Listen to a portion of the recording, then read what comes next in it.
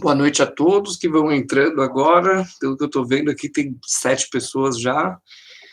A gente vai começar bem às 7 em ponto, tá certo? Então, daqui 2 minutinhos a gente já inicia, tudo bem? Se todo mundo quis... Olá, boa noite, tudo bem, Edivaldo? Quem entrou já, quem já se acomodou, já conseguiu clicar no link, já está assistindo, por favor, dá um oizinho aqui no chat aqui do lado, para eu saber que tem outras pessoas. E, como sempre, é uma experiência muito, muito diferente. Embora faça isso há tantos anos já, é sempre muito diferente fazer por aqui, estar com as pessoas virtualmente.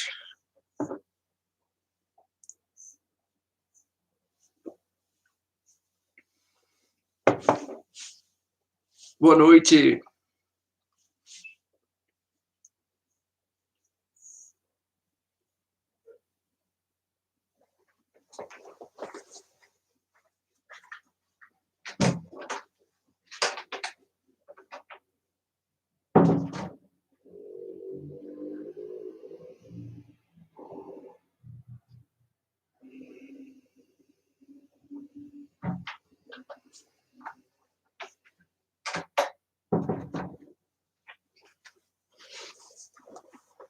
Bom, deu 7 horas, vamos começar, né? Quem não chegou ainda vai chegando.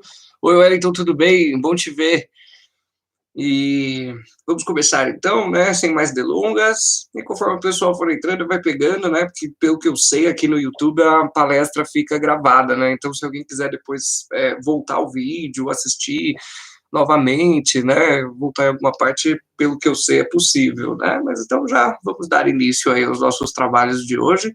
Bom, primeiro de tudo, é uma satisfação enorme estar aqui com vocês hoje, né, nessa que vai ser a primeira de uma série de palestras que a Companhia de Teatro Vento Áureo está organizando, né, para difusão cultural. Todas essas palestras serão gratuitas, né? O nosso objetivo é realmente o de difundir a cultura, o de trazer a poesia para mais perto das pessoas, e todas as palestras vão, de alguma maneira, tangenciar, né, os trabalhos teatrais que a gente vem desenvolvendo. Um grande prazer, né, estar aqui com vocês novamente. Meu nome é Rodrigo, eu sou doutorando em estudos da tradução pela USP, também sou mestre em linguística pela USP, lá eu também fiz minha graduação em letras, onde eu estudei letras clássicas, né, grego, latim, e também sou diretor da Companhia de Teatro Vento Áureo, e essa palestra, ela, na verdade, ela funcionará como a introdução a esse trabalho que a gente já está desenvolvendo, né, a gente já teve 2 apresentações dessa peça, né, os hinos homéricos, né, foram 2 apresentações bem legais que aconteceram na Casa Guilherme de Almeida, no Museu Casa Guilherme de Almeida, e na Casa das Rosas também. Nós planejamos aí montar outras apresentações, mas infelizmente essa situação de pandemia global, ela impediu que a gente pudesse dar continuidade a esses planos. Então a gente teve a ideia de, para poder continuar perto do nosso público, para poder continuar conversando com vocês, tendo esse contato, a gente decidiu por criar, né, por mais estranho que fosse para nós esse meio, né, fazer as palestras por meio de lives, né, no YouTube, essa é a primeira palestra que a gente vai ministrar, né, e depois disso a gente vai, daqui 15 dias, né, nós vamos ter uma outra palestra sobre o tema da tradução, do processo de tradução,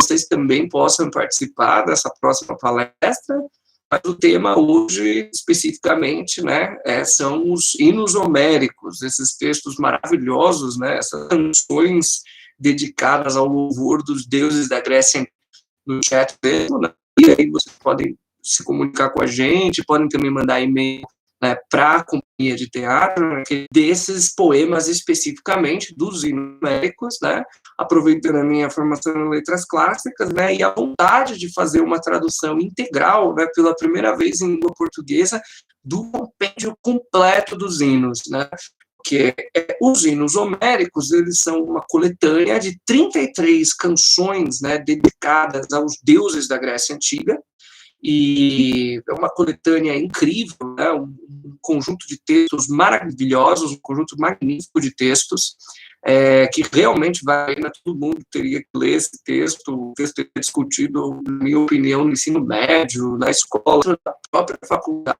Nós que estudamos outras classes, acesso a esse compêndio graduado, né?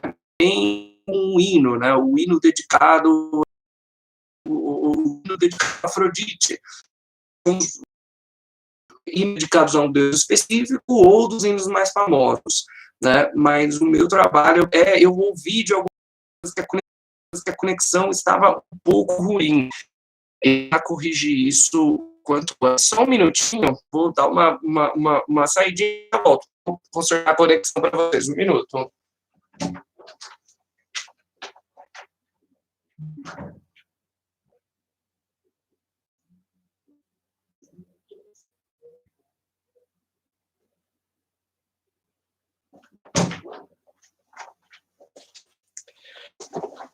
Pronto, acredito que a conexão deva ter melhorado agora um pouquinho, e ao vivo, eu vou pedir para vocês que depois assistam a palestra, né, pelo YouTube, porque ela vai ficar gravada, tá? Então não se preocupem com isso, tá bom? Então podem depois assistir o vídeo na íntegra, tá? Porque está sendo gravado, ok? Então, se vocês puderem me dar um feedback, tá bom? Então, beleza, vamos então dar prosseguimento. Então, como eu estava dizendo, né, vários professores, eles tentam fazer as traduções dos hinos e se focam, né, no traduzir um dos únicos hinos, ou só nos hinos dedicados a determinado deus, ou hinos dedicados a determinado tema, e nem sempre essas traduções refletem os aspectos poéticos, né, refletem a essência poética que o texto dos hinos homéricos possuem. Né? Porque a gente está diante de um texto que não é um texto em prosa, né? Porque, na verdade, a prosa é uma invenção tardia, né? Dentro da cultura humana. Praticamente todos os textos da antiguidade aos quais nós temos acesso hoje são textos em formato de poesia, são textos em verso, né, e não em prosa.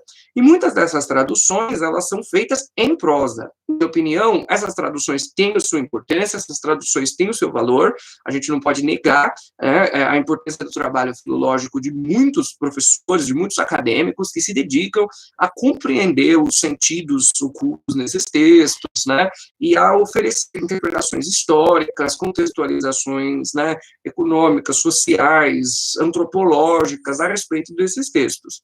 Porém, a gente sabe, né, no Brasil nós temos uma tradição já muito forte de tradução de poesia, né, e outros autores, né, se interessaram muito pela tradução da poesia em forma de poesia, né, principalmente autores como Haroldo de Campos, Carlos Alberto Nunes, e aí mais especificamente pessoas que traduziram o texto, né, textos em grego, né, textos em grego antigo, e eu, assim, por preferência pessoal e também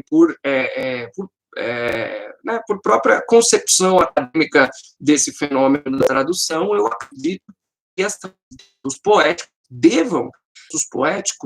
elas devem criar um texto poético em uma nova língua, né? No caso, na língua-alvo, na língua, né, em que você resolve traduzir esse texto original.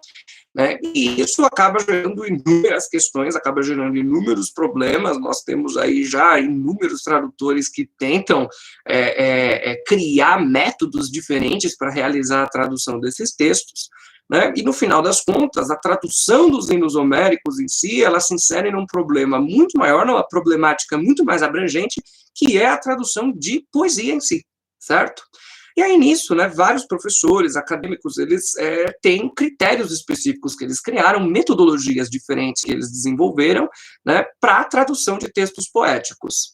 No caso, né, muitos tradutores, eles vão dizer que os tradutores que fazem as traduções em prosa, o objetivo deles é a tradução do conteúdo dos textos. Então, o objetivo é dizer para o leitor o que está sendo escrito, né, o que está escrito ali naquela língua, mas sem se preocupar com os aspectos formais do texto. Aí, dentro dos tradutores que se dedicam à tradução da forma do texto, né, a gente tem também inúmeros outros critérios que são apresentados como métodos possíveis para a tradução, né, do texto poético. Então, alguns eles vão tentar priorizar o ritmo, outros vão tentar priorizar sonoridades, outros vão tentar priorizar a sintaxe do texto, as metáforas que o texto comunica, os duplos sentidos, né, e uma série de outros aspectos que tornam o texto poético de fato poético, certo? Então, mas aí cabe a pergunta, qual desses aspectos faz da poesia realmente poesia? Né? O que configura, o que faz um texto, o que faz um texto escrito em determinada língua, enunciado em determinada língua, o que faz esse texto ser poesia? Né? O que diferencia um texto que é composto na função referencial, um texto que só tem por objetivo uma fala, um discurso que só tem por objetivo representar, designar, né, comentar sobre um evento que aconteceu no mundo dos fatos, e o que diferencia esse texto de um texto que foi composto em registro poético? Isso é uma pergunta com a qual muitos acadêmicos se debatem, uma pergunta muito válida, né, e cada um apresenta uma resposta diferente. No caso, para mim, todos esses aspectos, né, todos os aspectos que eu mencionei anteriormente, a sintaxe, a morfologia, a fonologia, né, o ritmo do texto, as metáforas, os duplos sentidos, tudo que o texto apresenta compõe a sua essência poética. E por que isso? Porque a função poética de um texto, se a gente for, né, partir da concepção do linguista Roman Jakobson, né, o que caracteriza a função poética em um texto é a projeção do como se diz naquilo que é dito. Se a gente for considerar, vamos pegar um exemplo bem banal, né? Vamos pegar aqui o exemplo banal de um bilhete que eu deixo avisando para alguém que eu saí para comprar pão. Deixo aquele bilhete afixado na geladeira com um ímã, né, dizendo, saí, fui comprar pão, volto mais tarde. Não importa a forma que eu escrevo esse texto, também não importa o suporte que eu escrevo esse texto. Se eu disser, saí, fui comprar pão, volto mais tarde, ou então, fui comprar pão, já volto, né, ou mando uma mensagem pelo WhatsApp dizendo a mesma coisa, mando um áudio, a pessoa vai compreender, porque o objetivo desse meu ato comunicativo é simplesmente me fazer entendido. Agora, no texto poético, a coisa muda de figura, porque a forma que a coisa é dita, a forma que a matéria é enunciada, ela influencia e muito a compreensão desse texto e os sentidos que ele comunica. Portanto, o Jakobson ele diz que o texto poético, ele nada mais é do que a projeção, né, da expressão no conteúdo, a projeção da forma no conteúdo. Né? Eu gosto de usar uma analogia, né? Eu gosto de usar uma analogia para explicar isso, é a projeção do como se diz naquilo que é dito. Certo? Então, para mim, tudo que está envolvendo, né, esse como se diz o texto é importante para o tradutor. E embora o tradutor não seja capaz de dar conta de todos os elementos que compõem o texto quando ele faz a tradução, porque é óbvio, toda tradução implica perdas, e na verdade eu nem gosto de chamá-las de perdas, eu gosto de dizer que elas são modificações, elas são transformações do texto original. Né? Todo texto traduzido implica perdas, né? Então, cabe ao tradutor fazer esse trabalho de transitar por meio dos critérios que ele usa para traduzir, dos elementos do texto, e perceber ali, sentir, né, usando da sensibilidade, do arcabouço teórico que ele possui e também da erudição, né, para compreender, para decidir o que é que ele vai, né, o que ele vai priorizar quando ele está fazendo essa tradução. Para mim, o conjunto, né, para mim também para outros acadêmicos, o conjunto dessas informações que dizem que o texto é um poema e um poema de um determinado tipo, porque a gente tem vários gêneros poéticos, nós temos poesia épica, nós temos o soneto, né, e se a gente for considerar, por exemplo, as formas de composição, né, do barroco, madrigal, ode, né, enfim, o haikai é também uma forma de poesia, né, na tradição japonesa. Então, cada um desses tipos discursivos, desses gêneros discursivos, eles conjugam uma série de coerções de sentido. Eles misturam entre si formas diferentes de enunciar o discurso. E esse conjunto de coerções do sentido, esse conjunto de informações, né, metatextuais, que dizem, olha, esse texto é um poema e esse texto é um poema de determinada espécie, né? O teórico da linguagem Gerard Genette chamou de arquitexto. Arqui, porque ele fica acima, né? Ele ficaria acima do texto, propriamente dito. E é um conjunto de informações que dá para aquele texto a sua espécie específica e que permite que as pessoas que o leem o reconheçam como tal. Né? Então, existe, por exemplo, vamos pegar o exemplo do haikai aqui. O haikai ele é composto por 3 versos, normalmente de 5, de 7, de 5 sílabas poéticas, né?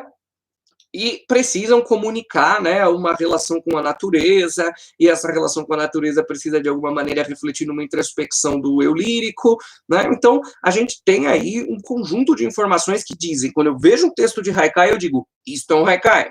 Do mesmo jeito, um soneto. Eu vejo, né, os decassílabos heróicos estruturados em 4 estrofes, né, 2 quartetos e 2 tercetos, com um determinado aspecto de rima. Né? Então, essas informações me permitem dizer tal texto é um soneto.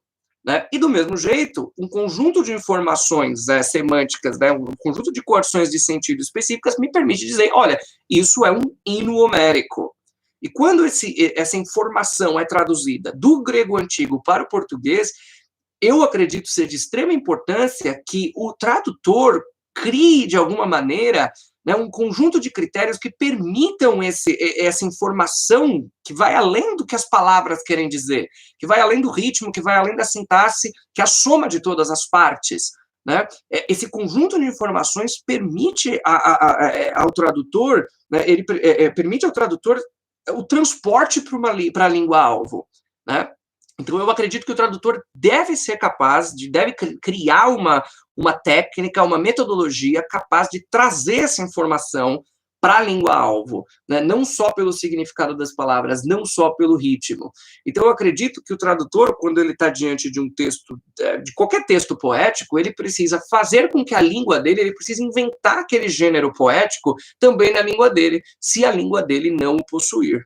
Né? Então, para mim, essa é a minha diretriz principal, né? O meu objetivo, quando eu faço as traduções que eu faço, é o de reconstruir essa lógica poética específica do gênero discursivo que eu estou traduzindo na língua-alvo, no caso, na língua portuguesa, né? E, porém, aí vem a questão, né? Vem aí a questão, que a pergunta que não quer calar, é quais seriam, então, os critérios que fariam um texto, né, um texto específico, né, como, por exemplo, um hino, ser esse texto específico.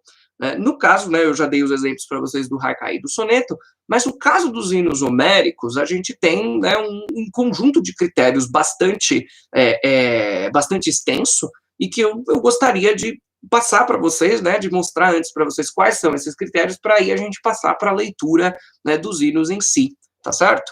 Então, eu espero que tenha ficado claro esse início da minha exposição. Se alguém quiser fazer alguma pergunta aqui no chat, por favor, me interrompam quando vocês acharem melhor, tá? À vontade, eu vou responder perguntas por aqui, vou tentar responder a de todo mundo, mas, enfim, vou passar, então, para a nossa próxima etapa, tá certo? Então, gente, quando a gente, então, está diante de um hino homérico, a gente tem um conjunto de elementos arquitextuais que permitem a gente chamá-lo de hino, né? No caso, eu vou dividir esses critérios, eu vou dividir essas duas espécies de coerções de gênero em coerções de gênero que pertencem ao plano de conteúdo e coerções de gênero que pertencem ao plano da expressão. Okay? Então, conteúdo, ou seja, né, trocando em miúdos, forma e conteúdo, ok?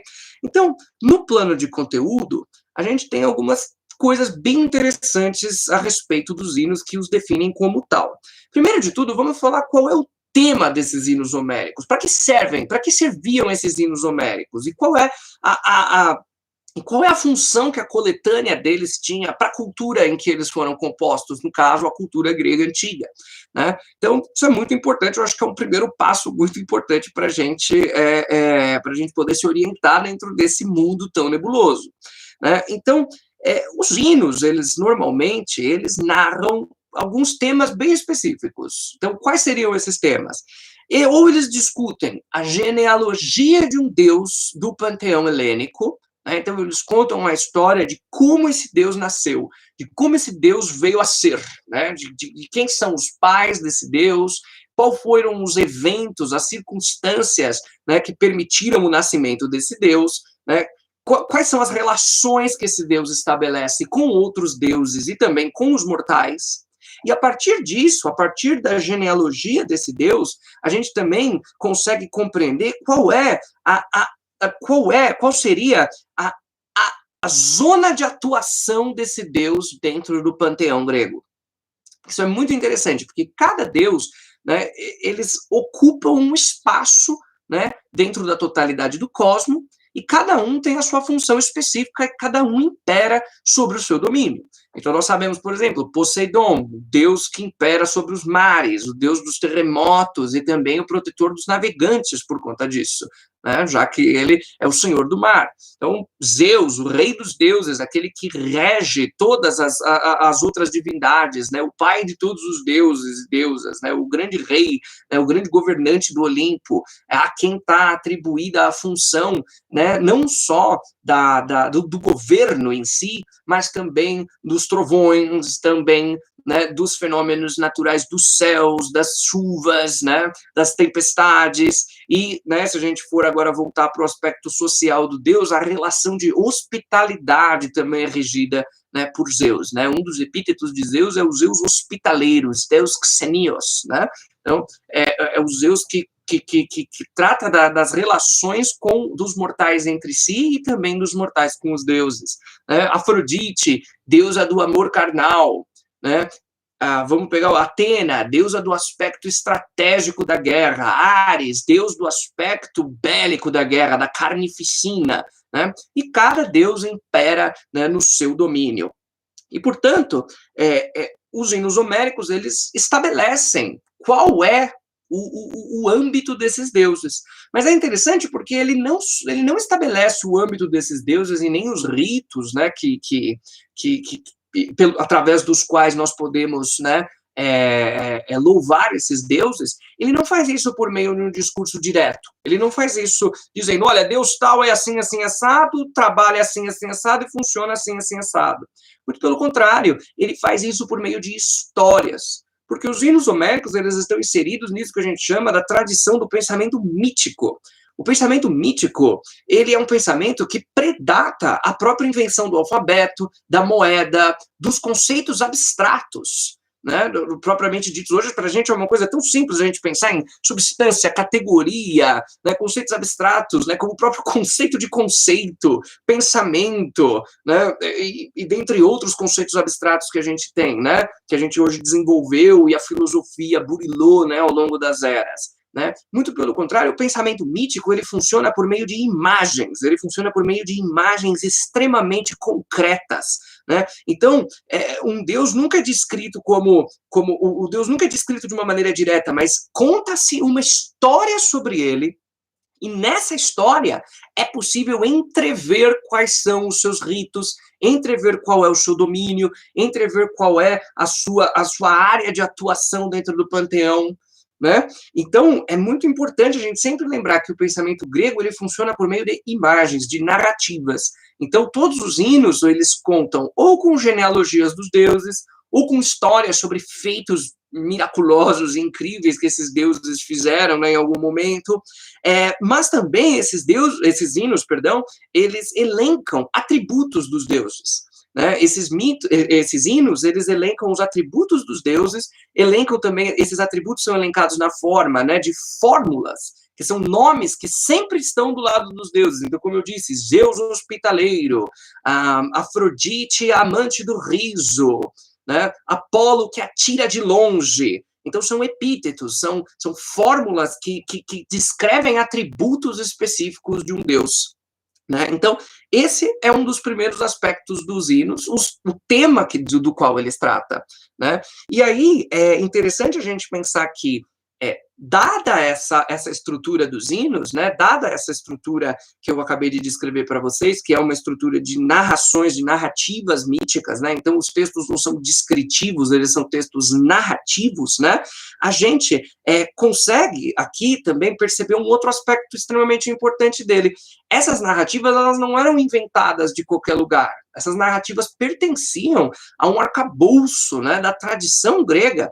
E quando elas eram narradas pelos poetas, quando o hino era composto, esse poeta ele não tinha muita liberdade para inovar no texto. Ele não tinha a capacidade de inventar ali na hora um deus novo ou inventar uma história nova para um deus. Mas ele sempre rearticulava histórias que eram passadas, né, de geração em geração, de poeta para poeta, né? E esses núcleos narrativos, esses núcleos de sentido, eram transmitidos por meio disso que nós chamamos de fórmulas, né? Então, era como, né, vocês já devem com certeza ter ouvido literatura de cordel, e vocês sabem como funciona. O bom repentista, ele é aquele que consegue não inventar os poemas na hora, mas aquele que conhece tantas estruturas já de cabeça, que ele é capaz de rearticular essas estruturas e improvisar em cima delas quando ele está cantando. Então, existe um nexo, né, muito indissolúvel entre a forma desse canto e o conteúdo desse canto, certo? Porque essas narrativas, elas são sempre rearticulações de outras narrativas. E, mais ainda, eram narrativas que eram passadas de poeta para poeta e que a população só tinha acesso a ela não pela forma escrita, mas oralmente. Então, a performance oral, o improviso, né, e a rearticulação de histórias por meio dessas fórmulas é uma característica fundante destes que são os hinos homéricos. Espero que isso tenha ficado claro. E mais ainda, essas histórias, como eu disse antes, como os textos não eram em prosa, eles eram narrados em ritmos específicos, no caso, um ritmo dedicado à poesia épica, à poesia de louvor aos deuses, que nós chamamos de hexâmetro datílico. Eu sei que o nome é meio esquisito, mas eu vou tentar explicar o que significa esse hexâmetro datílico. Quando a gente conta verso em português, a gente costuma fazer, né? O que a gente faz? A gente conta o número de sílabas. Então, vamos supor, um decassílabo heróico. Ele é um verso de 10 sílabas poéticas com acentuação na segunda, na sexta e na 10ª sílaba, né? Normalmente ele funciona assim. Então, nós, na língua portuguesa, nós temos um sistema de contagem de sílabas que ele é quantitativo, ok? Então, nós contamos as sílabas que um verso possui e damos um nome para esse verso a partir do número de sílabas que ele possui, certo? Agora, no caso da poesia grega, os versos são compostos de células rítmicas. Então, hexâmetro datílico é o verso composto de 6, hexâmetro, hexa 6, dátilos. E o que é um dátilo? Um dátilo é uma unidade rítmica, né, composta de uma sílaba longa e 2 sílabas breves. Então, como é que ficaria isso, né, se a gente fosse cantar esse ritmo? Ele ficaria tá, tá, tá. Então, um verso grego, né, dedicado à poesia, um verso grego de poesia épica, ele seria composto de 6 unidades rítmicas de 6 unidades dessa estrutura que eu falei. Tá, tá, tá, tá, tá, tá, tá, tá, tá, tá, tá, tá, certo? Então, é assim que um verso de poesia grega se estrutura. Então, todas essas histórias, essas narrativas, ainda por cima, né, elas precisavam ser enunciadas nesse ritmo específico. Até porque, na cultura grega, não havia qualquer dissolução entre música, canto e poesia. Isso é uma coisa moderna, né? Nós dividimos hoje só que a gente faz esse tipo de divisão. Então, é extremamente importante a gente se lembrar que, quando a gente fala de poesia grega, a gente não está falando de poesia escrita para o livro, a gente está falando de poesia que era feita para ser enunciada para as pessoas, né? Um tipo de poesia que era feita para ser cantada, narrada, né? E aí, como eu disse para vocês anteriormente, uma vez que essa linguagem, pergunta aqui do Pietro, cada rapsodo cantava seu hino de uma forma diferente, com improvisações, mas seguindo essas métricas e características. Sim, cada um cantava articulações diferentes, certo? Cada um cantava articulações diferentes desses mesmas narrativas, né? Obedecendo esse ritmo e recriando, né, a partir desse arcabouço de fórmulas, né, um novo poema. Então, o critério de originalidade que a gente hoje acha tão importante para a arte não era importante nessa época. O que era bonito e o que era esperado de um poeta era que ele fosse capaz de rearticular aquilo que já foi feito antes, né? Então, espero que eu tenha respondido a sua pergunta, espero que tenha ficado claro, né? E aí, como eu estava dizendo antes, uma vez que essa cultura era uma cultura informada pelo pensamento mítico, em que as histórias são, em que as narrativas, os conceitos são compostos por meio de imagens extremamente concretas, né? Então a gente não tem aí ideias abstratas, a gente só tem mais que há de mais concreto, né? Então vou citar um exemplo para vocês, na Ilíada, quando o Apolo é descrito espalhando a peste, espalhando o coronavírus entre os soldados acaios, né? A hora que é descrita essa narrativa, o deus Apolo não se diz simplesmente assim, então Apolo espalhou a peste para todo mundo. Não, é narrado o movimento do deus descendo das montanhas, parando atrás de um rochedo, retesando o seu arco e disparando as suas flechas contra os soldados gregos, né? E essas flechas, por sua vez, que espalhavam a peste entre eles. Então, é extremamente interessante a gente perceber que sempre é narrado, né, cada momento desses pulos do Deus, né, de uma pedra para outra, o arco sendo puxado, as flechas sendo lançadas, o barulho que as flechas fazem quando são disparadas do arco, tudo isso era comunicado, não só em verso, mas também usando sonoridades específicas da língua grega que permitiam, né, que aquele que estivesse ouvindo tivesse presentificado para si, né, essa narrativa. Então, vocês imaginem que era uma sociedade que não existia uma mídia visual como a gente tem hoje, né, uma mídia como o Netflix, né, uma mídia como a televisão, o cinema, que a gente pode ver as coisas acontecendo. Imaginem que, se eu preciso, na minha imaginação, criar uma cena acontecendo, ajuda muito que o poeta se utilize de palavras, se utilize de termos que comunicam isso. Então, se ele vai falar de uma coisa fixa, ele usaria sons mais duros, como o t, o d, né? Se ele fosse falar de algo fluido, ele usaria sílabas como o fan, o lan, né? Ele usaria consoantes como eu disse para vocês, man, nan, fan, lan, né? Sons que soam mais fluidos, né? Para a audição. Né? Então, tudo isso está articulado na composição dos hinos. Então, quando um leitor hoje pega um conjunto, né, de hinos traduzidos, e essa tradução ela não está, né, feita de maneira que reproduza esses efeitos de sentido e esses efeitos sonoros que o texto possui, é muito difícil que o leitor consiga até mesmo fruir essa poesia, consiga até achar que se trata de um poema bonito. E até já ouvi esse tipo de coisa de alunos meus, de colegas meus na época da faculdade, de que esses poemas eram chatos, mas muito pelo contrário, eles são poemas maravilhosos. Mas a culpa não é do Homero, a culpa é do tradutor. Né? A culpa é do tradutor que não soube, não teve sensibilidade, ou talvez nem fosse esse o objetivo dele, né, de transmitir esses elementos de sentido na sua tradução. Né? Então, eu gostaria agora de mostrar isso para vocês na prática, depois de ter feito essa introdução toda, espero que ela tenha sido clara, né? Espero que vocês tenham compreendido bem isso que eu tentei comunicar para vocês, mas eu gostaria de fazer a leitura de alguns hinos, né? E eu gostaria de novo, pontuar esses aspectos por meio da leitura deles. Né? Então, eu vou ler primeiro alguns hinos em grego e seguidos das suas traduções respectivas. Eu gostaria que vocês percebessem, né, enquanto eu estivesse fazendo a leitura, né, não sei se alguém aqui dentre os espectadores conhece a língua grega, mas se conhecer melhor ainda, mas não é necessário conhecer.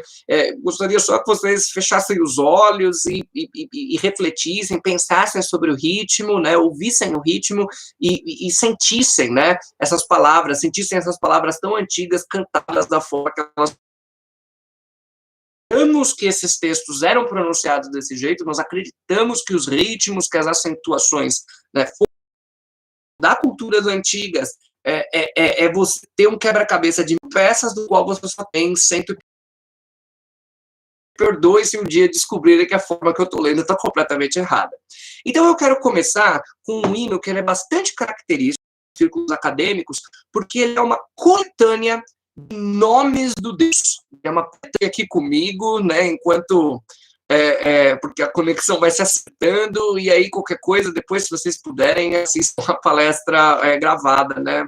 Me desculpas, peço desculpas, mas coisas da conexão, né? Eu vou tentar, para a próxima palestra, desenvolver um sistema para que isso aconteça. Eu vou descobrir como é que faz isso. Eu espero que vocês consigam me ouvir bem agora. Então, eu vou agora fazer uma leitura, né, do hino homérico número 8, né? Então, só para... Esqueci de falar disso, mas há 33 hinos homéricos. Essa coletânea, ela era uma coletânea que era utilizada, nós supomos hoje que ela era utilizada, né, para poetas aprenderem poesia, né? Ela seria um exercício didático, porque aí o poeta poderia ver a coletânea de histórias e ele poderia criar suas próprias em cima, né? Então, eu dei para vocês esse hino a Ares, que ele é muito famoso, como eu tinha dito, pelo fato dele ter um catálogo, né, dele ter uma lista de atributos do deus da guerra, né, e ser também uma prece dedicada a ele. Ela é uma prece dedicada ao deus da guerra. E aí a gente para pensar, para que eu faço uma prece para o deus da guerra? A gente imaginar, talvez um soldado leria essa prece, um soldado cantaria essa prece antes de entrar em combate. Não sei, talvez ele fizesse isso. Mas esse hino específico que a gente vai ver hoje, ele é o contrário do atributo de Deus. É um pedido para que Deus faz, né? Hoje a gente conta até 10, né? Hoje a gente... quando a gente está nervoso, a gente conta até 10 e tenta, né, para fazer a raiva passar. Mas, né, na Grécia Antiga se cantava esse poema que eu vou cantar para vocês. Então eu vou cantar primeiro em grego original e depois na minha tradução. Então vamos lá, eu vou abri-lo aqui para poder lê-lo para vocês. Então, primeiro de tudo, eu vou fazer a leitura do texto em grego e depois em português.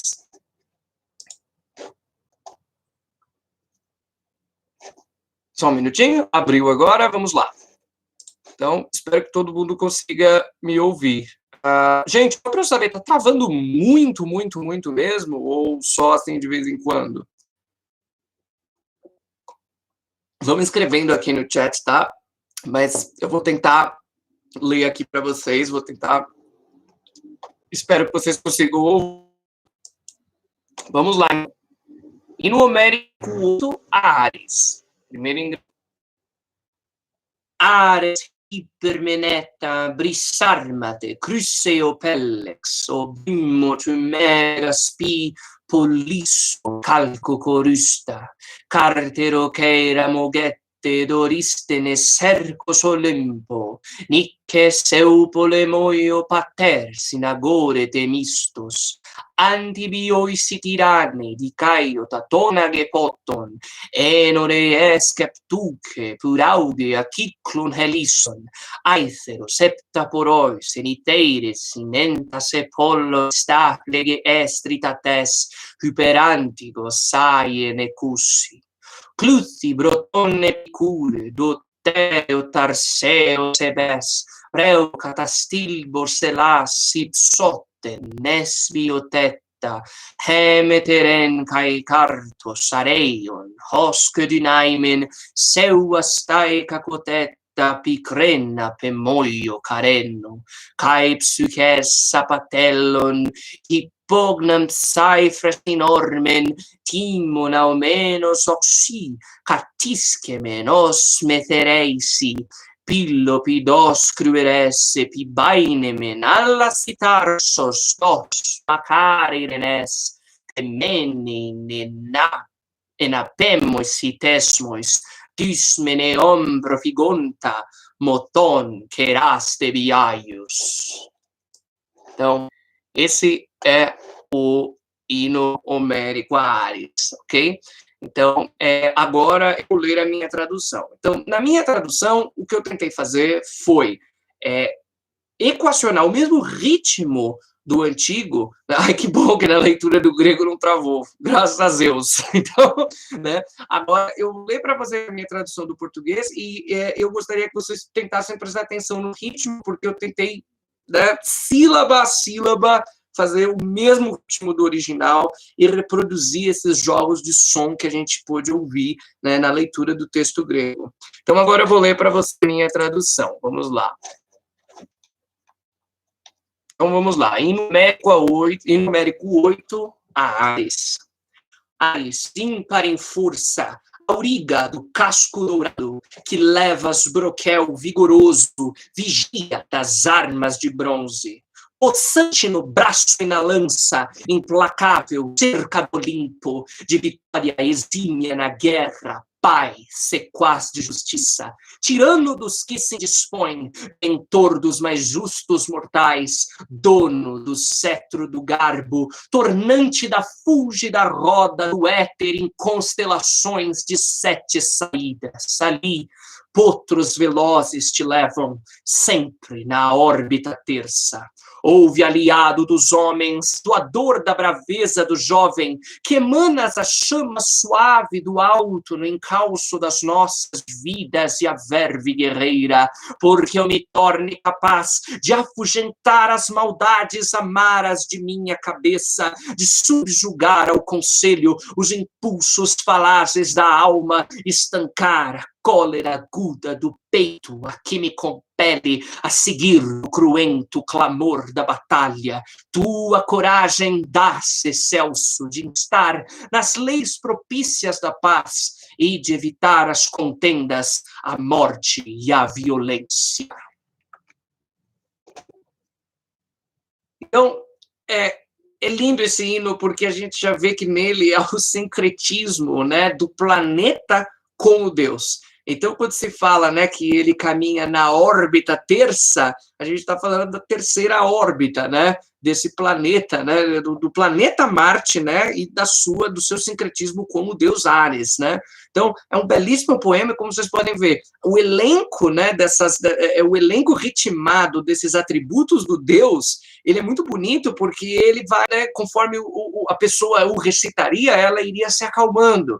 Ela ia se acalmando, né, conforme ela ia lendo, né, conforme ela ia pronunciando cada um dos epítetos do Deus, e por fim pedia que ele fosse embora, né, e não guiasse as decisões da pessoa, né. Então se trata de um hino muito bonito, e como a gente pode ver, ele traz alguns aspectos interessantes dos hinos. Ele narra os aspectos do Deus, ele conta quais são, né, a área de atributos que esse Deus possui, né, qual é a área de atuação dele, né, e ao mesmo tempo ele também faz um pedido para o Deus, né, ele pede algo para o Deus, ok?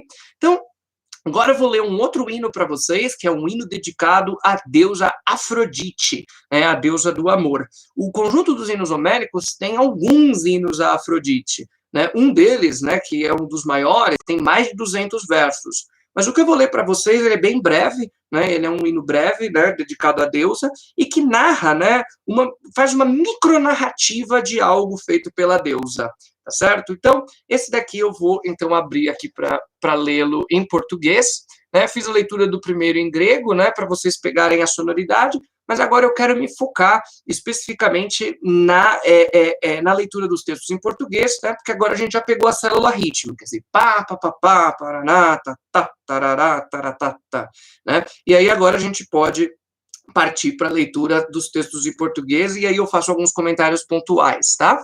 Então, vamos lá, agora eu vou ler para vocês o hino 6, dedicado à deusa Afrodite. Vamos lá.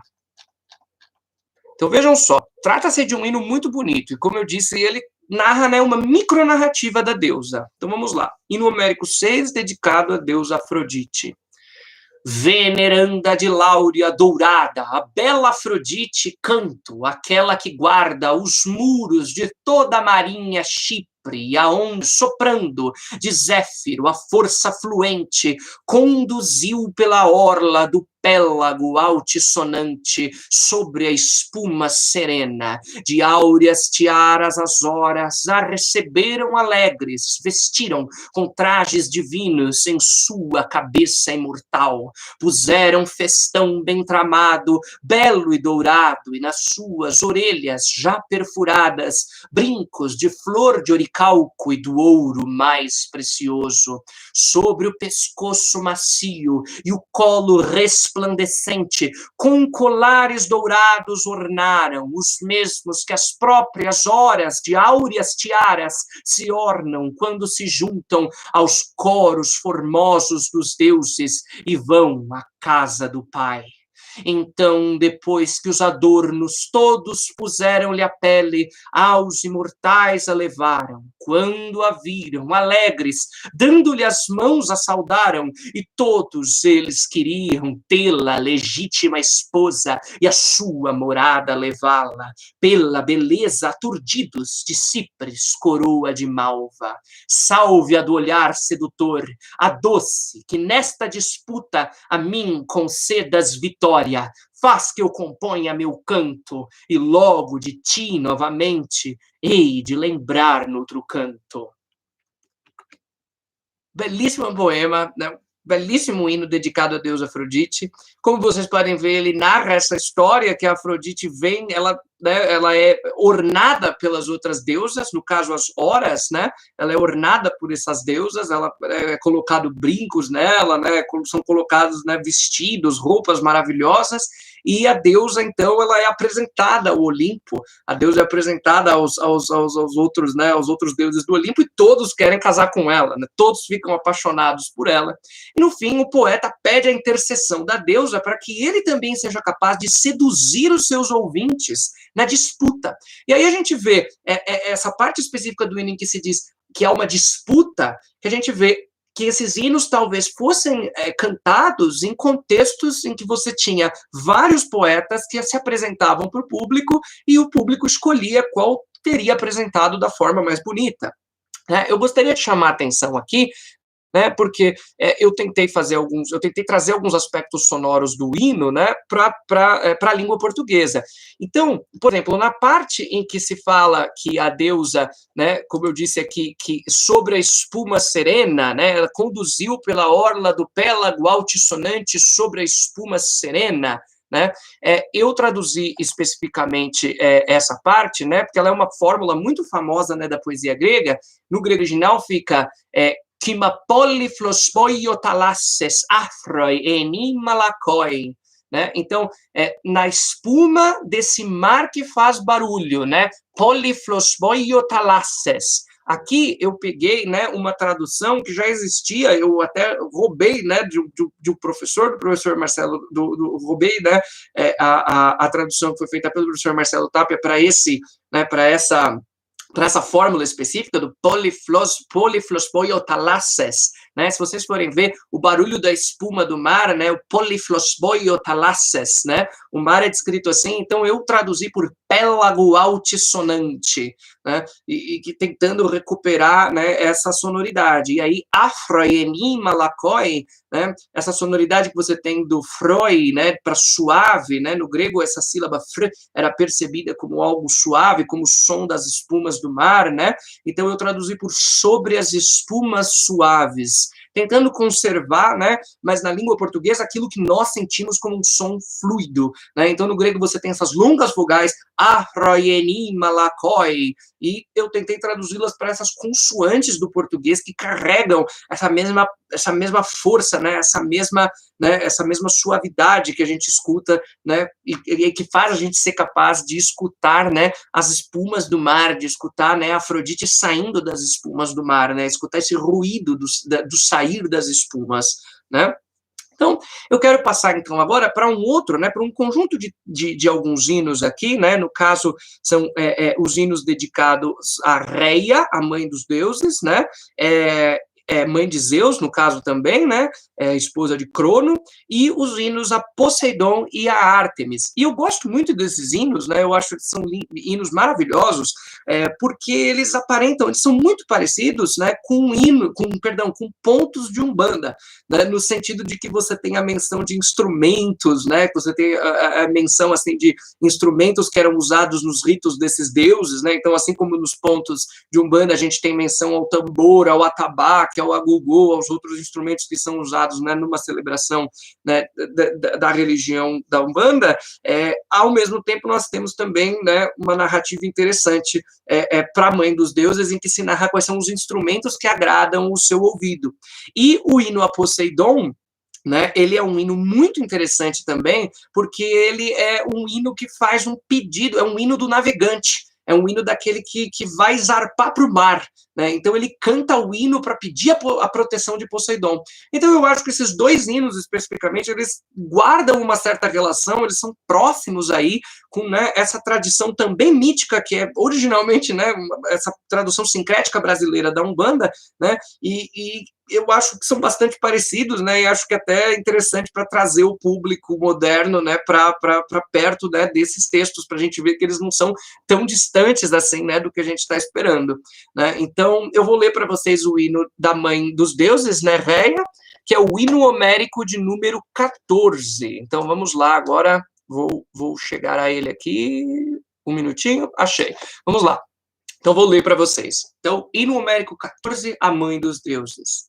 A mãe de todos os deuses e mãe de todos os homens, Ineia, a harmônica musa, filha de Zeus grandioso, a quem o rumor de tambor, chocalho e o barulho de flauta deleitam, como o rugido de lobos e fés leões, ou o sibilo de montes e bosques cheios de troncos. Saúdo-te junto de todas as deusas, assim neste canto.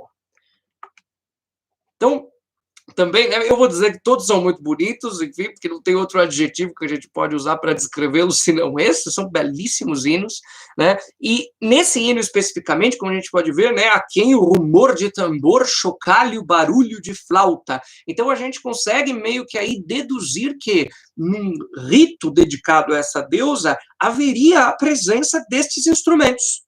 Né? Então, dá para a gente meio que deduzir, porque se eles estão ali narrados, né, no hino dedicado a deusa, então a gente pode imaginar que, bom, enfim, se agradavam a deusa, então havia a presença desses instrumentos musicais durante, né, a enunciação desse canto. Então, mas aí é interessante porque a gente tem aqui uma coisa muito legal, que é, mais uma vez, a capacidade da língua grega de fazer com que o som desses instrumentos se manifeste na própria linguagem. Então, eu vou ler para vocês, né, esse hino em grego, porque ele é muito breve, e aí eu gostaria que vocês ouvissem, que vocês percebessem como o barulho da flauta e do tambor e o chiado do vento nos bosques, né, o barulho das matas, ele está presente, né, na carne do poema, né, ele está presente na própria forma do poema e nas palavras que descrevem essa narrativa. Então, vamos lá. Mettera moi panton, tetheon, panton, tantropon, hymne, mussa ligeia, diostu da termegaloio, ei crotalon, typanon, diacesun te brommo saulon, eua de nede lycon, clangé, caro ponte leonton, ure a te che enta, cae hile ente senauloi, cae si menuto caire, te ait hama passai a oidei. Então, como vocês podem ver, né, esse verso que diz a quem o rumor de tambor, chocalho, barulho de flauta, ele é esse verso que eu li para vocês, ei crotalon, typanon, diacessinte, brommo, saulon. Então, vocês percebem que há uma rima interna em on, né? E que eu tentei também, né? E também há essas sílabas estrepitantes como crotalon, typanon, bromos, né? Nós temos essas sílabas que são bastante estrepitantes, né? Porque elas têm, né, essa consoante líquida junto com essas consoantes oclusivas, k, p, t, né? Que são consoantes fortes, consoantes mais duras, né? E aí eu traduzi a quem o rumor de tambor, né? Eu traduzi rumor de tambor e não som do tambor, porque além de criar rima interna, né, além de fazer essa rima, eu acho que a palavra rumor, ela, junto com o tambor, ela permite que em língua portuguesa a gente consiga ouvir, né, o soar desse tambor. E aí, por fim, quando fala-se, né, quando se fala que ou o sibilo, deleitam como o rugido de lobos e feros leões, ou o sibilo de montes e bosques cheios de troncos, em que o vento passa pelos troncos das árvores, o vento passa pelas montanhas. Em grego, isso é resolvido com uma vogal, né? Então, o que a gente tem aqui, né? Euadenedelikon clange caroponte leonton ure ateke enta kaihile ente senauloi. Então, esse som que é feito por uma vogal no grego eu tentei fazer por meio do S, né, na língua portuguesa novamente, ou o sibilo dos montes, né? No caso, o sibilo dos montes e bosques cheios de troncos, né? Então, tentei trazer essa sonoridade, né, para a língua portuguesa também. Pietro fez uma intervenção aqui interessante, que o tambor e o aulo são instrumentos que lembram bastante a terra, instinto selvagem, diferente da lira e da quítara. Sim, realmente, né? E a gente até imagina que esses devam ter sido os primeiros instrumentos da humanidade, até porque são os instrumentos mais, né? A gente pode fazer um batuque em qualquer superfície, né? Então há a tese aí de que esses seriam os nossos instrumentos primordiais, seriam os instrumentos primordiais com os quais a gente começou a compor música na cultura humana, né? Então, agora vamos passar para o hino de Poseidon, como eu disse, que é um pedido, né, de prece aos navegantes, que me lembra muito, né, me corrijam se eu estiver errado, pessoas que pertencem a essa tradição religiosa, mas me lembra muito dos pontos que são cantados a marinheiros na Umbanda, né, e a divindades do mar, né, aos orixás do mar, né. Então, eu vou ler para vocês esse hino muito bonito, o hino número 22, dedicado ao deus Poseidon. Vamos lá, chegando aqui no meu documento. Então, hino número 22, Poseidon. Sobre o deus Poseidon, o grande, começo a cantar, aquele que a terra balança, também o sáfaro mar, senhor que no Hélicon reina e a vasta Egeia possui. Dupla a ti treme terra, os deuses honra concedem, ser domador de cavalos e o salvador dos navios. Poseidon porta-terra, salve-o de escuras madeixas, coração tem propício e cuida dos navegadores. Então, é muito interessante essa, né, que a gente perceber como as culturas são próximas, né, como a nossa cultura também tem cantos, tem preces que são dedicadas, né, aos deuses, às divindades dos navegantes, e como elas se estruturam de uma maneira bem parecida, né, com essas preces da antiguidade. Alguém que seja mais versado, né, aí fica o convite, fica aí também o desafio, né, de que se alguém aqui for versado nas línguas africanas, se alguém conhecer, né, essa tradição e for da religião umbanda, né, e conseguir fazer um trabalho em que se percebessem as similaridades entre essas duas tradições, eu acho que aí daria um prato cheio, né, daria uma tese de doutorado, se não uma tese de livre docência, né? Então, trata-se de um texto muito bonito, né?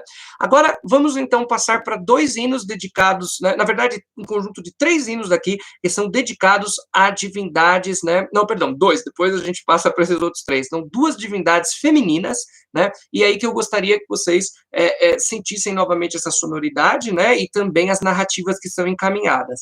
O primeiro se trata do hino dedicado à deusa Ártemis, deusa da lua e da caça, e o outro hino é dedicado à deusa Atena. Como eu disse, ambos esses hinos contam pequenas narrativas, né, deusa da estratégia, perdão, no caso de Atena, né, deusa da guerra, da estratégia e da engenhosidade, né.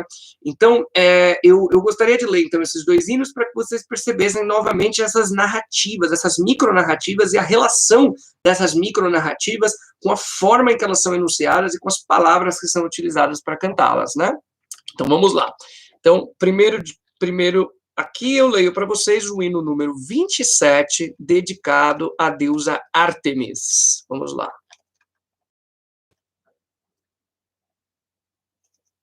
Esse é um hino muito bonito, porque aqui entra uma, né, antes de eu lê-lo, tenho que fazer uma observação. Esse hino ele é muito belo, no sentido de que ele, se vocês pararem para prestar atenção nele e lembrarem um pouco da mitologia grega, vocês vão, né, a Ártemis é uma deusa associada à figura da lua. Ela é uma deusa associada, né, ao céu noturno e à lua, né? Por isso que ela até usa uma diadema prateada, que seria, né, análogo dos raios da lua, né, desses raios, dessa luz prateada que a luz emana. E nós sabemos, né, também que Apolo, o irmão gêmeo dela, né, então a Ártemis, né, foi gerada junto de Apolo, eles são irmãos gêmeos. Apolo é associado com o Sol, né, e com o céu do dia, né? Então, é muito interessante a gente ver que, na narrativa do hino de Ártemis, a gente tem o caminho que o Sol e a Lua desenham no céu. E isso é uma coisa magnífica, isso é uma das coisas mais lindas do mundo, porque aí a gente consegue perceber, né, o quanto a religião dos antigos, ela era uma religião concreta. Então, até mesmo, eu sempre gosto de deixar isso bem claro para os meus alunos, quando eu dou aula sobre esse tema, né, ou quando eu discuto sobre mitologia grega, que os gregos, eles não acreditavam nos seus deuses. Os gregos viam os seus deuses. Os deuses dos gregos estavam presentes diante deles, né? Os deuses do panteão helênico, eles são os próprios fenômenos da natureza, os elementos da natureza e esses constituintes essenciais do cosmos. Então, quando se narra esse trânsito do Sol e da Lua no céu, no hino a Ártemis, nós não podemos, é um equívoco dizer que ele representa, ou ele seria uma analogia do movimento do Sol e da Lua no céu. Analogia é uma coisa do pensamento moderno. Analogia é uma coisa do nosso pensamento de hoje, é uma coisa do pensamento, do pensamento conceitual, né, do pensamento filosófico. Né? Não se trata, né, de uma alegoria, mas se trata da descrição daquilo que se via no céu. Essa é a verdadeira beleza, né, desse tipo de canção.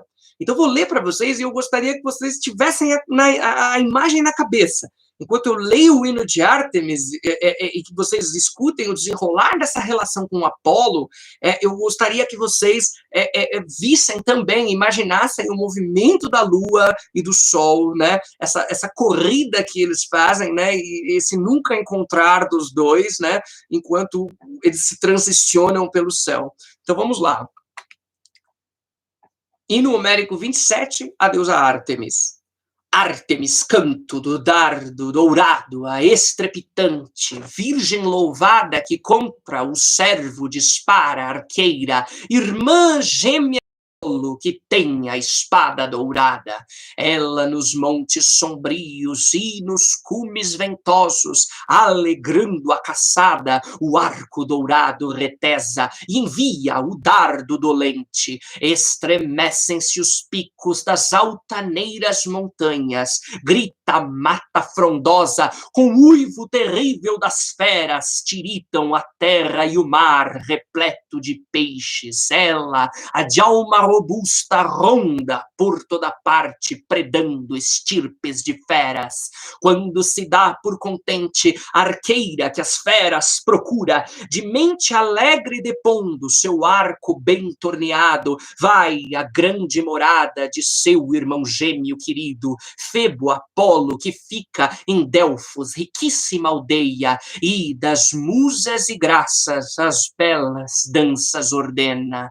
Lá, pendurando seu arco recurvo, também suas flechas, graciosa conduz, adornos cercando-lhe a pele, liderando o coral, e elas, com voz imortal, leto de belas canelas, ineiam que filhos gerou, dentre os eternos distintos, supernos em obras e verve. Salve, filha de Zeus, e leto de belos cabelos, tendo lembrado do teu, hei de lembrar de outro canto. A Ana Lúcia perguntou aqui se os deuses eram parte da vida, da vivência. Sim, os deuses estavam presentes, é isso que a gente sempre tem que lembrar. E aí, como a gente pode ter percebido da leitura desse último hino que eu li agora, sim, como vocês podem ver, né, toda essa narrativa é o trânsito do Sol e da Lua, né? Ela corre atrás do irmão, depois quando ela se põe, ela coloca o seu arco, né? Ela guarda o seu arco e vai dançar com as musas e com as graças, né? Enquanto Apolo está no céu, ela está em lazer. Depois, quando Apolo sai do céu, ela volta, né? Ela volta para o seu trabalho, que é iluminar o céu noturno, né? Então, é muito bonito, né? Aqui nesse hino eu também gostaria de mencionar uma coisa que eu tentei fazer nas minhas traduções, que, né, seguindo a teoria eu não sei se vocês já leram esse texto antes, mas o Saussure, o linguista, né, o pai da semiótica, né, ele escreveu um texto muito interessante em que ele analisa isso que ele chamou de anagramas, né? Ele começou a perceber, né, a partir da leitura de textos antigos, que as letras que compunham o nome do Deus estariam meio que pulverizadas sobre todo o texto, né? Então, o nome do Deus ecoaria nas palavras que são usadas. Então, no caso, Artemis, haveriam muitos R's, haveriam muitos T's, haveriam muitos S's, muitas vogais A, né, e muitas vogais I, né? Então, a gente tem, né, aqui uma coisa muito interessante que essas consoantes, essas vogais se repetem ao longo do texto, né? Então, parece que o poeta escolhe aí palavras que ecoam o nome da deusa. Na minha tradução, eu tentei também, então, não sei se vocês chegaram a perceber, mas há vários S's, né, e vários outros sons que evocam o nome da deusa, né, como, por exemplo, em Ártemis do dardo dourado, estrepitante, né, irmã gêmea de Apolo, né, aí, alegrando a caçada. Então, só tentei colocar sílabas tônicas em A, o arco dourado retesa, o dardo dolente, estremecem-se os picos, grita a mata frondosa, com o uivo terrível das feras tiritam a terra, né. Então, tentei, né, fazer de um modo em que esse nome da deusa, os sons, né, em Arta, né, M, S, esses sons, essas consoantes e vogais se reproduzissem ao longo do texto, né, para que o leitor da língua portuguesa também fosse capaz de sentir, né, para também fosse capaz de ouvir, né, o nome da deusa ecoando nas palavras da língua portuguesa e tornar, né, a vivência da deusa também algo possível na língua portuguesa, né. O próximo hino, que é dedicado a Atena, é um hino maravilhoso, né? Me repito mais uma vez, usando esse adjetivo 1 milhão de vezes, um hino muito belo, muito maravilhoso, em que se narra, né, a deusa nascendo da cabeça de Zeus. E como a gente sabe, a deusa Atena, ela brotou da cabeça do pai, ela brotou da cabeça de Zeus, né? Ela saiu ali da cabeça de Zeus já adulta e já armada. Ela não nasceu um bebê, ela já nasceu adulta, né? Já nasceu já empunhando suas armas e já trajando a armadura. E quando a gente conecta isso com a essência da deusa dentro do panteão, e a gente percebe que a deusa Atena é a potência civilizatória, ou seja, essa força humana de coagir a natureza para que a natureza funcione do modo que os seres humanos querem, a gente consegue identificar um sentido muito interessante que há nesse hino, porque vocês vão ver aqui na minha narrativa, né, na recitação do hino, né, eu acho que é muito bonito, porque quando ela nasce, tudo para no entorno dela. Os rios param de correr, os mares param de se agitar, a terra também para de tremer, né, o sol para no céu, e todos olham Atena, e só voltam a se mover quando Atena tira as armas, tira suas armaduras, né, e relaxa. Então, a gente percebe aí que há, né, uma narrativa dessa força humana, da engenhosidade humana conquistando o mundo a seu redor. Né? Então, vou ler para vocês o hino dedicado a deusa Atena, o número 28. Vamos lá. Palas Atena, ilustre deusa, começo a cantar, astuta dos olhos brilhantes, de espírito inabalável, ínclita virgem, tutela da polis, rígida e forte, a tritogênia gerada do próprio Zeus sapiente, de sua cabeça solene, portando instrumentos de guerra dourados, resplandecentes. Respeito tomou os eternos que haviam, e ela diante de Zeus, o que a égide porta, impetuosa escapou de sua cabeça imortal, brandindo dardo afiado. Grande tremia o Olimpo por causa da força terrível daquela dos olhos brilhantes. Gritava a terra ao redor de dor, o mar sacudiu bravio em ondas purpúreas, de súbito a água salgada parou. Esplêndido filho de Hiperião refreou a tropa de patas velozes, detendo-se até que a donzela Palas Atena soltasse dos ombros eternos as armas de forja divina, e alegria apossou-se de Zeus sapiente. Salve o arrebento de Zeus, aquele que a égide porta, e logo de ti novamente hei de lembrar noutro canto. Aqui tem algo muito maravilhoso, né, nesse hino, que quando o filho de Hiperião para, né, de súbito, perdão, quando o filho de Hiperião, que é o Sol, para, e a água salgada do mar também para, a gente tem uma pausa bem no ritmo do poema original. Eu tentei conservá-la também, né, fazendo um enjambemã, colocando o verbo parou, né, no começo do verso seguinte, seguido de um ponto e vírgula. Então, de súbito a água salgada parou. Esplêndido filho de Hiperião refreou as tropas de patas velozes. Né? Então, esse mesmo movimento, como vocês podem perceber, do mundo parando em torno de Atena, está no texto original, na carne do texto original, na forma do texto original. Isso é algo maravilhoso, né? Se a gente for pensar em tecnologia de poesia, né, de fabricação de poesia, né, é algo muito interessante. Agora, para a gente terminar, né, eu gostaria de ler mais 3, na verdade 4 hinos, né, vou ler 3 primeiro e depois, para encerrar, vou ler um último, né, que a gente já está se alongando aqui, né, e é difícil, né, a gente assistir palestra pelo computador, é sempre um pouco mais cansativo de assisti-la ao vivo, né, de assisti-las ao vivo, mas eu gostaria de usar esses 3 próximos hinos para mostrar para vocês um outro aspecto extremamente importante da tradução da poesia grega, né, e que isso eu tirei, né, de um professor, né, da USP, que foi professor meu, é um grande mestre meu, é para gente que assiste às aulas dele e os leitores dos textos dele, que os deuses, né, como eu tinha dito para vocês, eles são as coisas, né, eles são as coisas que eles que eles descrevem. Eles não são analogias, eles não são metáforas às coisas que eles descrevem, mas eles são as próprias coisas. Né? Então, apareceram aí algumas mensagens de que travou, eu espero que tudo dê certo, espero que as coisas voltem ao normal em breve, mas enfim, como eu vinha dizendo, os deuses são, então, as coisas que eles descrevem. Então, nós não temos, né, como a gente costuma ler em muitos compêndios de mitologia, né, compêndios escolares de mitologia, e assim como a gente aprendeu no ensino médio e no ensino fundamental, eu aprendi assim até, e isso era um equívoco meu antigamente, de que, vamos supor, por exemplo, determinado deus, então vamos supor aqui, Dioniso é o deus do vinho. Né? Não de uma maneira, né, não isso é um tanto quanto equivocado. Dioniso é o próprio vinho. Quando se bebe o vinho, é como se nós ingeríssemos Deus Dioniso. Né? Quando nós falamos, por exemplo, vamos pegar aqui o exemplo do hino que eu vou ler para vocês, Gaia, né? Que dizem, Gaia é a deusa da terra. Isso é um tanto quanto complicado e um tanto quanto equivocado. Por quê? A palavra Gaia, no caso, é uma das formas de se dizer simplesmente a palavra terra em grego.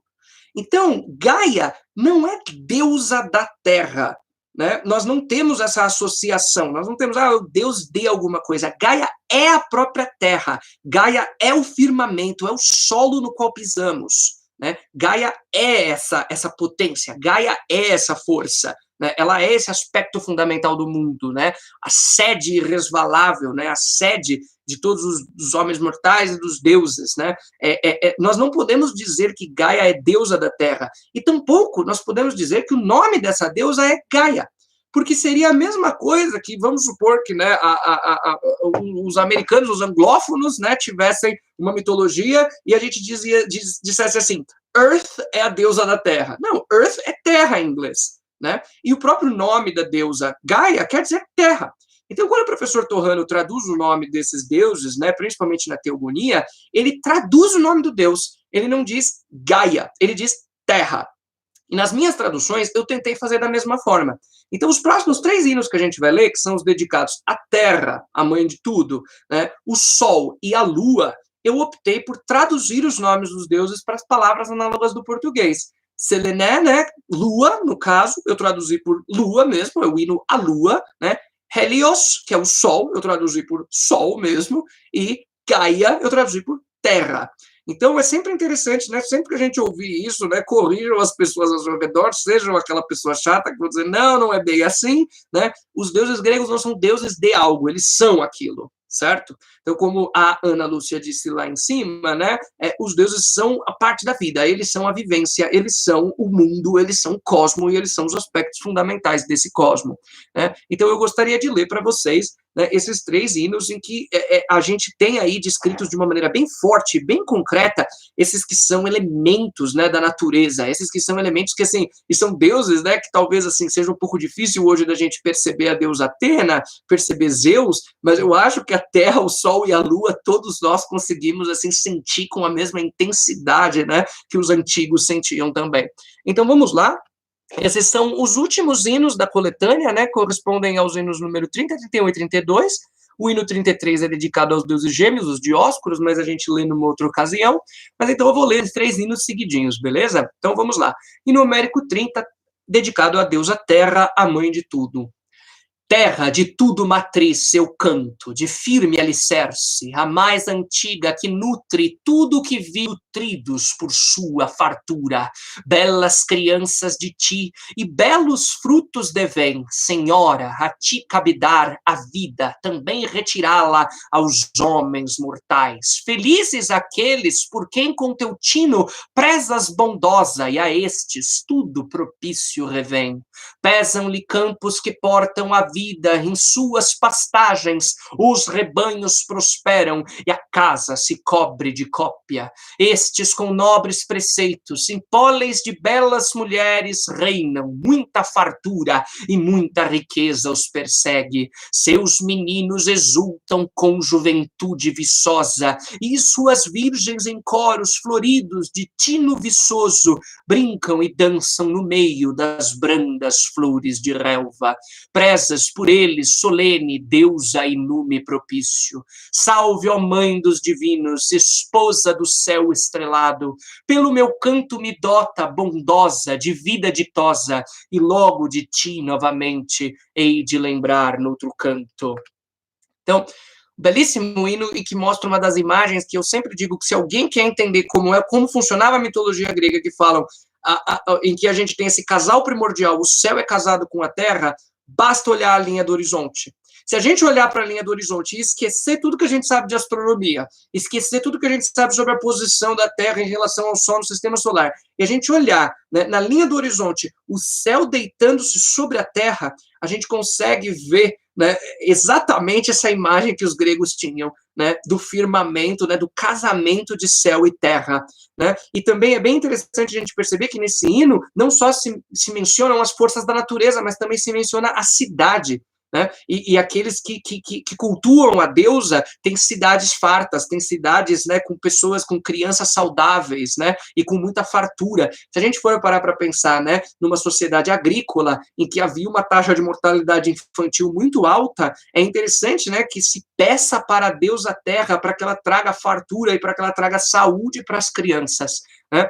Então é muito bonito a gente ver que a deusa, né, hoje a gente pensa assim, eu vou sair para ver a mãe terra, vou para a natureza. Os gregos também viam, né, o quanto da deusa também estava presente na cidade. Então fica aí o convite para que a gente também perceba, né, os deuses aí, né, os nossos deuses contemporâneos, enquanto a gente anda pelas ruas de São Paulo, quando a quarentena acabar. Fiquem em casa, tá? Então vamos todos ficar em casa aqui e olhar pela janela, né, essas imagens bonitas. Então, agora vou ler para vocês os 2 hinos aqui que são de fenômenos da natureza, dedicados ao Sol e à Lua, certo? Então, hino homérico 31, dedicado ao Sol. Sol começa a inear, ó musa, filha de Zeus, Calíope, o irradiante, que Eurifácia, de olhos bovinos, para o filho da terra e céu estrelado gerou.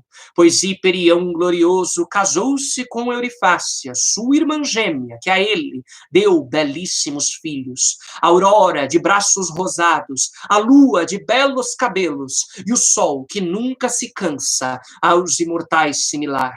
Ele brilha aos mortais, também aos deuses eternos, montado em cavalos, temível, com seus olhos espia, pelo casco dourado, e ofuscante seus raios, das têmporas dele irradiam, claros, e suas madeixas, também ofuscantes, destacam da face o grácil semblante. Visto de longe, na pele, reluz um traje bonito e bem talhado, num sopro de vento o levam cavalos. Quando esteia os cavalos, cavalos e sua carroça dourada pousa no ponto mais alto do céu, até que de novo, com voz divina, os conduz pelo céu até o oceano. Salve, Senhor, com bondade, manda-me a vida adorável. Depois de ti canto a raça dos semideuses efêmeros, cujos trabalhos as deusas aos homens mortais revelaram.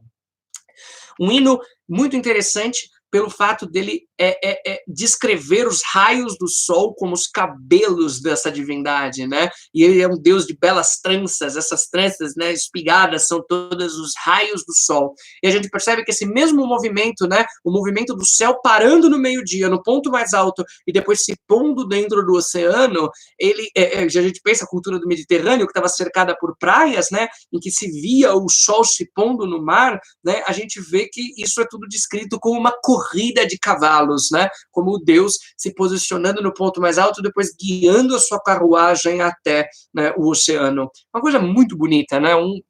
Trata-se de um poema muito legal, e toda vez que eu olho para o céu lá em cima, eu não consigo deixar de pensar, né, nessa descrição, nessa metáfora tão bonita do movimento do sol no céu. Então, agora o penúltimo hino que a gente vai ler, o hino dedicado a Deus à Lua, que é um espelho do hino do Sol, né? Um espelho do hino do Sol, no sentido de que se lá a gente tinha metáforas dessa claridade dourada, né? Agora no hino da Lua a gente vai ter também a metáfora dela, né? Dos cabelos dela como sendo os raios da Lua, né? E a gente vai ver também esse movimento acontecendo, que nem no hino que foi composto, né? A deusa Ártemis, que narra essa relação dela com Apolo, ok? Então vamos lá. Então, hino 32, dedicado à Lua. Lua das asas esguias, musa, dai a cantar.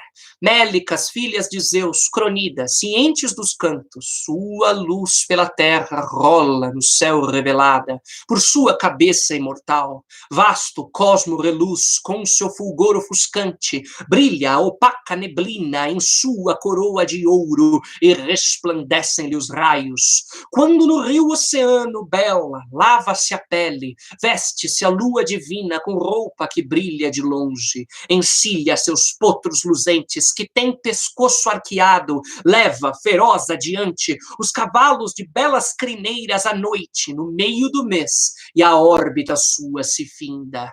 Quando ela sobe, se fazem ainda mais claros seus raios no céu, e em marco e sinal transforma-se, enfim, aos mortais. Com ela, um dia o Cronida deitou-se e mesclou-se em amor. Depois de gestar, concebeu a sua filha Pandeia, que tinha notável beleza dentre os deuses eternos. Salve a lua divina, a deusa de cândidos braços, bondosa e de belos cabelos. Depois de ti, gloriosos, cantareis semideuses de célebres obras que a Edos, os servidores das musas, cantam com boca amorosa.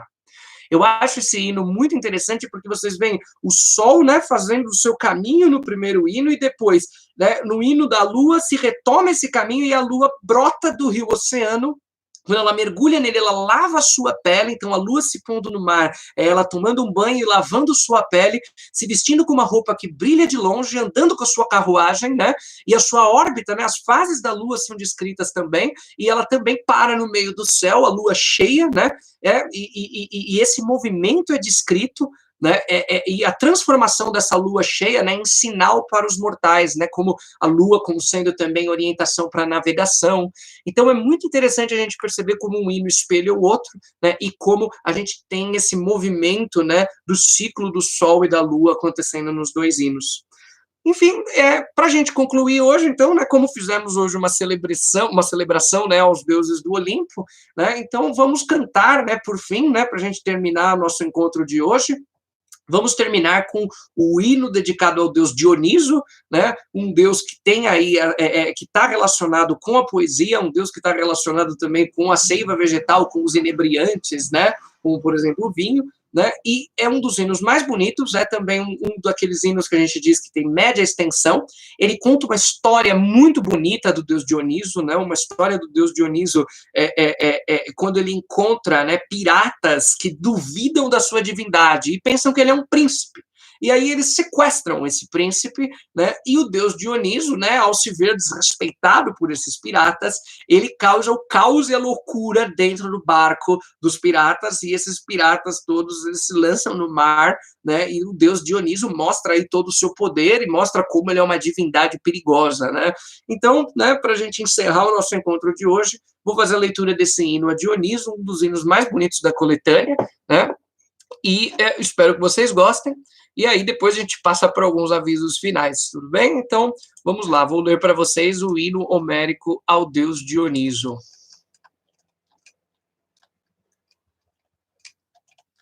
Vamos lá, estou chegando. Difícil aqui as tecnologias, mas chegaremos. Então vamos lá. Esse é o hino homérico número 7, dedicado ao deus Dioniso.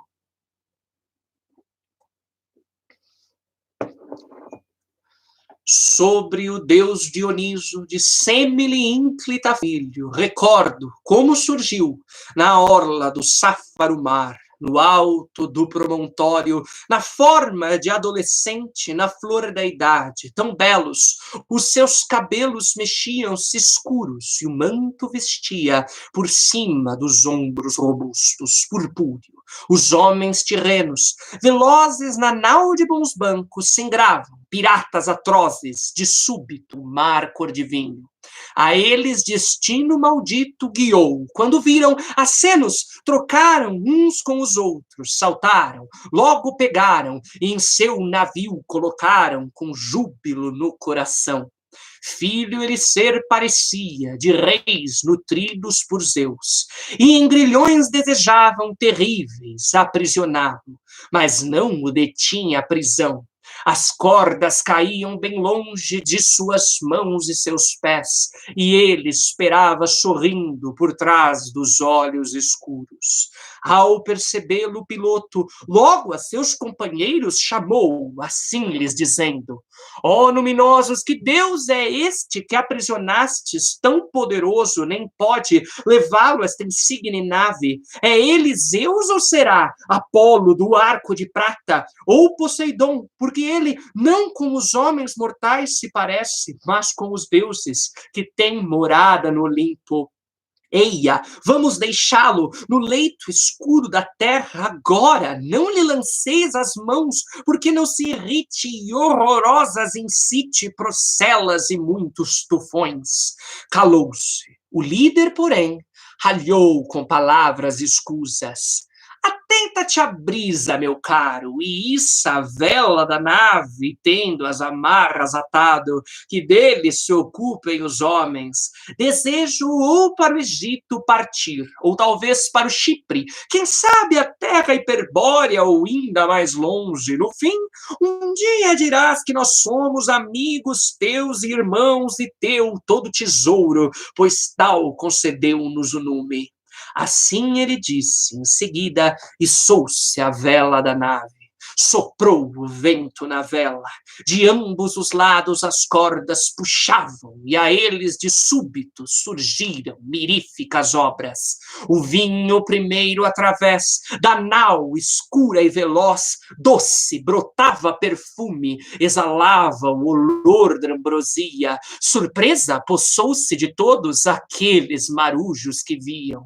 Junto do ponto mais alto da vela já se estendia, por toda parte a videira, pendiam as pencas também, os cachos, ambos os lados da vela era abraçava, escura, cheia de flores, e o fruto vistoso crescia. Havia em cada cavilha guirlandas, e aqueles que viam a embarcação ao piloto mandavam então que guiasse a terra, mas no convés o Deus tornou-se leão, medonho no alto da proa, que forte rugia, e no meio da nau fez ursa de colo lanudo, mostrando sinais. Árdega ela se erguia, e do alto do banco o leão medonho assistia furtivo. Fugiam os nautas à popa, e, ao redor do piloto, piloto que Tino tinha prudente pararam, tremendo de medo. Mas, de repente, lançou-se o leão sobre o chefe e os demais, a pérfida sorte fugindo, todos unidos pularam no fundo do pélago divo, virando golfinhos. O deus, mostrando clemência ao piloto, deteve-se muito feliz, deixou-o dizendo este mito: sou eu, Dioniso Troante, aquele nascido da mãe Semele, filha de Cadmo, com Zeus em amor reunida. Salve, ó filho da airosa Semele, pois impossível, quando se esquece de ti, tecer mais mélico canto. Bom, esse foi o hino a Dioniso. Espero que vocês tenham gostado da palestra, espero que vocês tenham gostado. Agradeço muito a presença de vocês. Agradeço também aí, né, mesmo com os problemas técnicos, com, né, o travar aí que aconteceu, né, mas fico feliz que vocês ficaram aqui até o final, né. Dou boas-vindas a vocês aqui ao canal da Vento Áureo, né. E, né, como eu disse para vocês, daqui 2 semanas, né, a gente vai fazer nesse mesmo, né, daqui 2 semanas, deixa eu olhar aqui no meu calendário um minutinho, né, será dia 28, no dia 28 de maio, a gente vai fazer uma outra palestra, né, eu e também uma outra integrante da companhia, né, a professora Maria Vitória Laranjo Siviero, que é atriz. Nós vamos fazer uma leitura dramática da minha tradução do Hamlet, que nós já estamos terminando, e a gente vai comentar um pouquinho também sobre os critérios que guiaram essa tradução, e aí a gente vai fazer a leitura de algumas cenas célebres da tragédia, né, e aí eu espero que todos possam participar. Por favor, divulguem para os amigos de vocês, sigam a Companhia Vento Áureo, né, no nosso Instagram. Eu vou colocar aqui no nosso chat, eu vou colocar aqui o nosso arroba no Instagram. Então, arroba Cia Vento Áureo, ok? Arroba Cia Vento Áureo. Sigam aí a gente no Instagram, por favor. Também se inscrevam no nosso canal do YouTube, que a gente sempre vai postar novidades por aqui, divulgar as palestras. E eu também vou deixar para vocês o meu e-mail pessoal, para que vocês possam, se vocês quiserem tirar alguma dúvida, né, falar de alguma coisa que ficou aí, né, conversar sobre alguma outra coisa, dizer ideias que vocês tiveram, tirar dúvidas em geral, né, por favor, me mandem e-mail. E aqueles que me enviarem um e-mail, eu tenho um texto que eu escrevi, que foi publicado na revista da Casa Guilherme de Almeida, a revista Reprodução, saiu esse ano, né, e eu escrevi um texto que é o resumo dessa palestra. Então, se vocês quiserem ter, né, essas mesmas coisas que eu disse, mas na forma escrita, vocês podem me mandar um e-mail, tá? Eu vou responder vocês, assim que possível, e aí eu passo para vocês o link, né, do meu artigo que foi publicado na revista, em que não só eu falo as mesmas coisas que eu falei na introdução, mas também há nele a minha tradução dos hinos que eu li e de mais alguns outros que eu não pude ler. Então, segue aqui o meu e-mail, vou colocar aqui para vocês, né? Ok? Se vocês enviarem também mensagem, né, no Instagram, a gente também responde, tá? Espero que vocês possam participar da palestra, que vocês tenham gostado. Então, fiquem com os deuses, se cuidem.